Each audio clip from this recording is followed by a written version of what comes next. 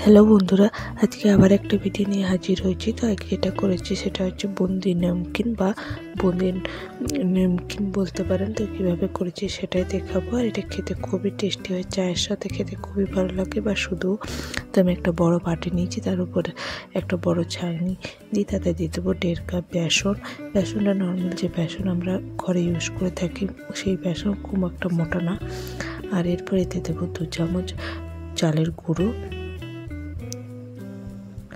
দেব half teaspoon লবণ আর half teaspoon দেব হলুদের গুঁড়ো। খুব ভালো করে এগুলো সমস্ত কিছু ছেঁকে নেব।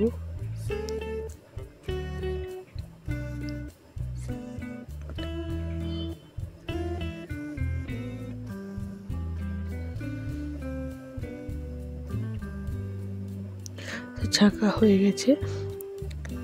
এরপর অল্প অল্প জল দিয়ে এটার একটা ব্যাটার তৈরি করে নিতে হবে।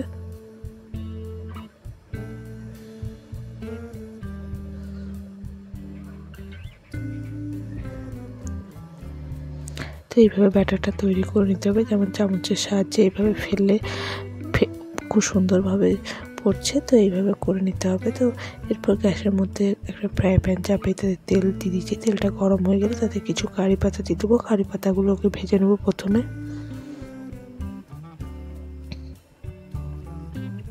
কারি পাতাগুলো ভাজা হয়ে গেছে, এগুলো এরপর তেল থেকে উঠিয়ে নেব।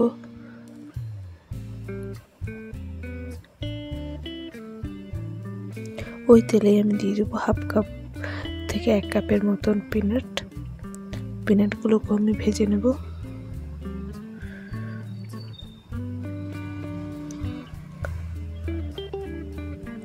তো পিনাটগুলো ভাজা হয়ে গেছে একটু লাল হয়ে। তো এবারে এটাও তো তেল থেকে তুলে নেব।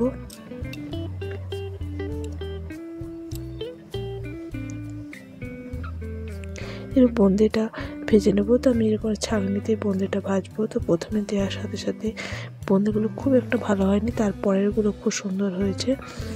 তো এইভাবে দিয়ে তারপরে একটু হাতার সাহায্যে উপরটাও ঘুরিয়ে দিতে হবে। তো এই বোঁদেগুলো ভাজা হয়ে গেছে, এগুলো আমি ছান্তার সাথে ছাঁকনিতে তুলে তেলটা ঝরিয়ে নেব।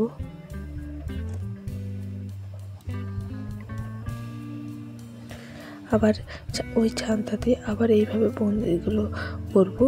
এখন দেখুন বোঁদেগুলো খুব সুন্দর হয়েছে। তো এইভাবে করে নিতে হবে।